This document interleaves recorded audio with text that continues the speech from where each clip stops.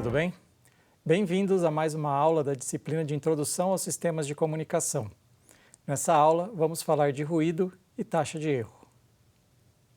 Na aula passada, nós falamos sobre a influência do canal nos sinais transportados e vimos como isso resulta em interferência intersimbólica e em taxa de erro, e um aumento na taxa de erro.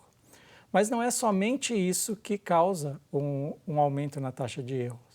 Uma questão muito importante é o ruído aditivo.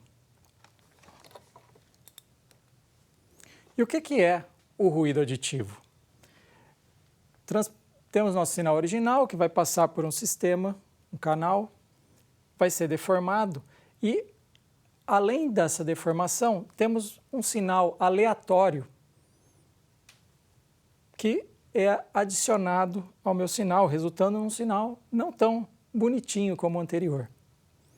Esse ruído ele é causado pela natureza, por exemplo, o ruído térmico, que é a energia térmica, ela acaba excitando os elétrons e fazendo com que, ao se movimentar, eles tenham emissões eletromagnéticas. E isso resulta, então, em interferência nas antenas. Existem muitos outros ruídos. E existe também a interferência de outros dispositivos. Então, pensando numa rede celular, outros dispositivos celulares vão interferir na minha transmissão e podem ser interpretados para a minha transmissão como se fosse ruído também. Na aula de hoje, iremos focar exclusivamente no ruído aleatório aditivo. Para isso, vamos usar esse modelo simplificado. Nesse modelo, a saída do meu canal vai ter um valor, um nível x1 para o bit 1 e um nível x0 para o bit 0. Importante ressaltar que aqui estou considerando um canal ideal, sem interferência intersimbólica, e por essa razão eu posso descrever o meu bit com uma única amostra. A esse valor eu adiciono ruído. Então eu tenho o meu sinal Z, que nada mais é do que a soma de um desses dois valores com uma amostra de ruído, que já vamos caracterizar mais à frente. E no fim do meu canal eu tenho uma etapa de decisão, que vai olhar se o valor Z ele é maior ou menor do que um certo limiar L. Se for maior do que o limiar L, eu assumo que foi transmitido um bit 1. Se for menor do que o limiar L, eu assumo que foi transmitido um bit 0. Vamos ver um exemplo de como isso funciona. Vamos assumir que eu enviei a seguinte sequência: 0, 0, 1, 0, 1, 0, 1 e assim por diante. A essa sequência de valores zeros e uns, eu adiciono agora ruído aleatório e recebo esta sequência no meu decisor. Então, aqui em vermelho está marcado o meu limiar. Sempre que um bit estiver abaixo do limiar, eu vou assumir que eu recebi um 0. Sempre que ele estiver acima do limiar, como aqui, eu vou assumir que eu recebi um 1. Abaixo, recebi um 0. E é isso que eu estou mostrando aqui embaixo. Agora, notem, neste ponto, eu enviei um 1, mas eu recebi um valor abaixo do limiar, ou seja, eu recebi um 0. Eu tenho, nesse caso, um erro de transmissão. A mesma coisa acontece nesse ponto aqui. Eu enviei um 0, mas o ruído fez com que o valor ficasse acima do meu limiar de decisão, e eu reconheço ele como se fosse um 1. Então eu tenho um erro de envio de zeros, enquanto que aqui eu tinha um erro de envio de 1. Esse sistema, ou este modelo, eu posso representar como um canal binário, que me fala que eu tenho na entrada ou um 0 ou um 1, na saída um 0 e um 1, mas eu tenho aqui, além da probabilidade de enviar zeros e a probabilidade de enviar 1, lembrando que a probabilidade de 1 é igual a 1 menos a probabilidade de 0, já que eu só tenho zeros e uns, então a probabilidade de eu enviar um 0 e um 1, ou um 1, é necessariamente 1. Além dessas duas probabilidades, eu tenho também a probabilidade de erro. Então, eu tenho uma certa... Se eu enviei 0, eu tenho uma certa probabilidade de enviar 0 e receber um 1. E eu tenho uma certa probabilidade de enviar um 1 e receber um 0. Então, aqui, descrita por essas probabilidades de erro. E qual que é a minha probabilidade ou a minha taxa de erro de bit, que a gente chamava de BER, né, do inglês Bit Error Rate? A taxa de erro de bit pode ser interpretada como a probabilidade de ter um erro de bit, dada por P de E. E qual que é a probabilidade de eu ter um erro de bit? É a soma da probabilidade de erro de bit 1 e da probabilidade de erro de bit 0, ponderada pela probabilidade de enviar zeros e uns. Então, se eu tenho uma maior probabilidade de enviar 1, a probabilidade de erro de bit 1 vai dominar a minha BER. Se eu tenho uma maior probabilidade de enviar bits zeros, a probabilidade de erro de 0 vai dominar a BER. Agora, se eu tenho uma transmissão equiprovável, ou seja, eu envio com a mesma probabilidade bits zeros e bits uns, então a BER vai ser a média da probabilidade de bit 0 e da probabilidade de bit 1. Vamos fazer um exemplo numérico disso. Voltando à mesma sequência do exemplo anterior. Eu enviei quantos zeros? Eu enviei 1, 2, 3, 4, 5, 6, 7, 8, 9, 10, 11 bits zeros. Portanto, a minha probabilidade de ter 0 na entrada é 11 sobre 20, porque eu enviei 20 bits aqui neste quadro. Eu poderia dizer que a probabilidade de uns vai ser 1 menos esse valor, que daria 9 sobre 20. Ou eu poderia também contar e ver que eu tenho 1, 2, 3, 4, 5, 6, 7, 8, 9 bits 1. E qual que é a probabilidade de erro? Bom, aqui eu tenho anotado duas vezes que eu enviei um 1 e recebi um 0. Então, a minha probabilidade de enviar um 1 e receber 0 é 2, porque eu recebi 2, sobre 9, porque eu enviei 9 números 1s, o 9 bit 1. Já a probabilidade de enviar um 0 e receber um 1, notem, teve uma vez que eu enviei um 0 e recebi um bit 1. Então, eu tenho uma probabilidade de erro de bit 0 de 1 sobre 11. Claro que isso daqui é um exemplo para um bloco, né, para uma situação com 20 amostras. Se eu tomar uma sequência muito maior de números, aqui esse número vai tender para a probabilidade de fato, tá? E qual que é a taxa de a probabilidade de erro ou a BER?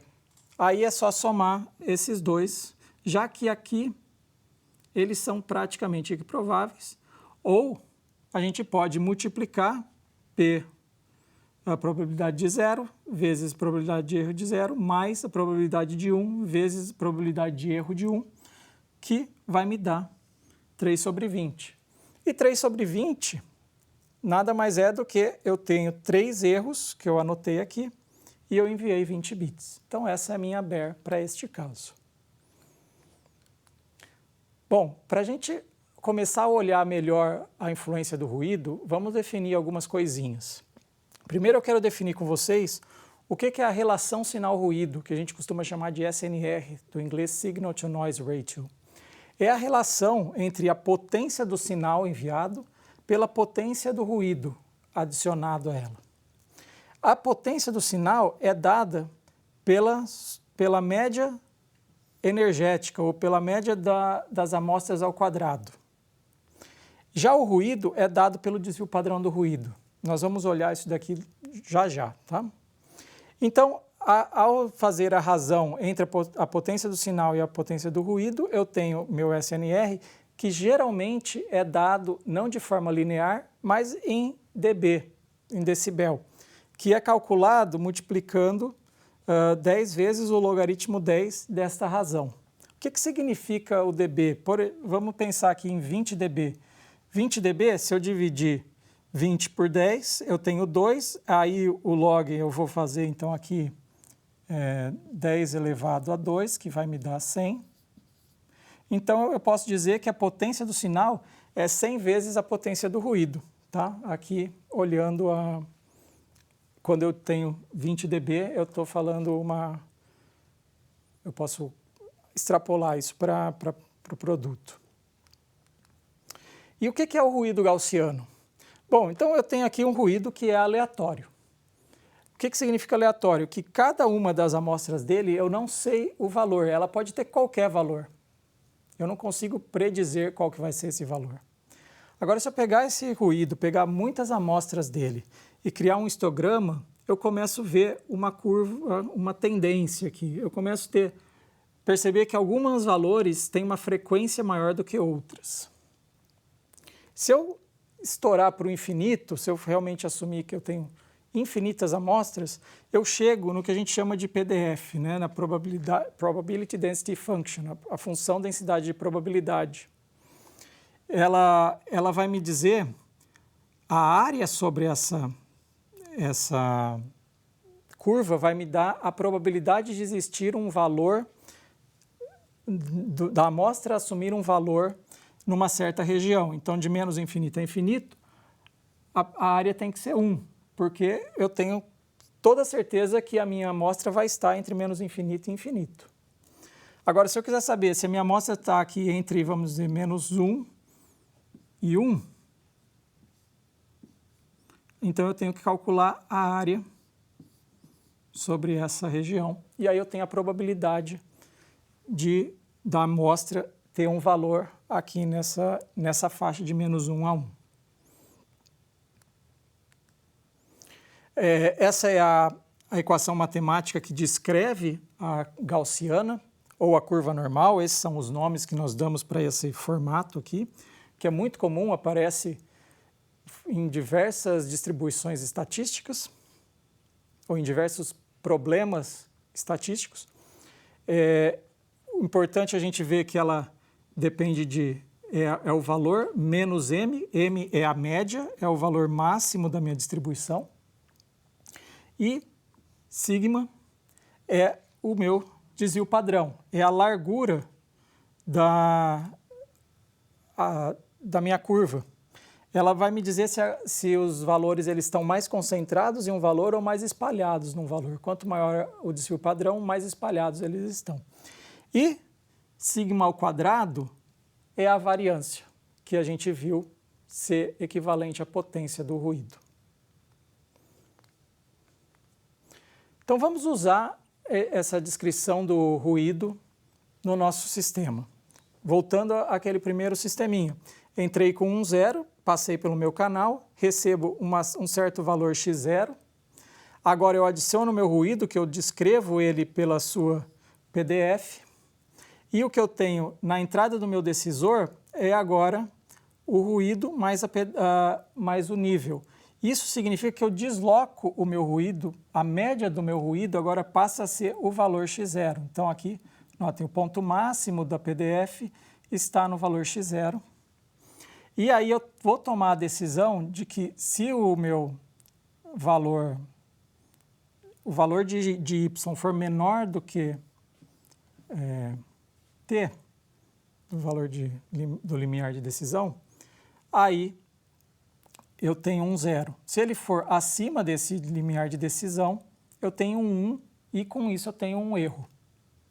A mesma coisa vale para quando eu envio um bit 1, eu somo ele à minha PDF do ruído gaussiano, eu vou deslocar a média para x1 e agora eu tenho de novo meu limiar e se o valor for abaixo do limiar, eu vou recuperar um 0 quando eu enviei um 1 e vou ter um erro. Então, a probabilidade de erro de bit, ela é dada aqui na área, nesse pontozinho aqui, nessa região. Mesma coisa aqui. Então, essas são as duas probabilidades de erro. Probabilidade de erro de 0 e probabilidade de erro de 1. Se eu somar as duas, eu tenho agora a minha probabilidade de erro total. E ela depende do valor de t. Se eu variar o t, se ele for muito baixo, eu vou ter uma probabilidade muito alta de ter erro de bits. Se eu subir também o t vai a mesma coisa, e eu vou achar um valor ideal de t que eu minimizo o meu erro de bit. E como que ele depende da potência? Se eu deixar os meus valores x0 e x1 muito próximos um do outro, a energia do ruído, a energia do sinal é baixa, mas a probabilidade de erro é alta. Se eu começo a espalhar, tornar a energia do meu sinal maior, eu deixo os valores dos bits mais distantes um do outro, com isso eu reduzo drasticamente a área da probabilidade de erro, mas eu aumento a energia. Então aqui está um gráfico que me dá um balanço entre a taxa de erro de bits e a relação sinal-ruído. E a mesma coisa pode ser interpretada se eu tenho mais ou menos ruído. Com mais ruídos eu tenho uma taxa de erro grande, se eu reduzo o ruído eu tenho uma taxa de erro pequena.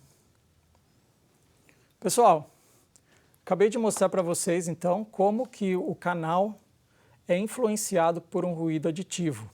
A gente descreveu o modelo do ruído gaussiano e vimos como calcular a taxa de erro em função da distribuição, da função distribuição de probabilidade. Na próxima aula a gente vai olhar modulação. Até lá!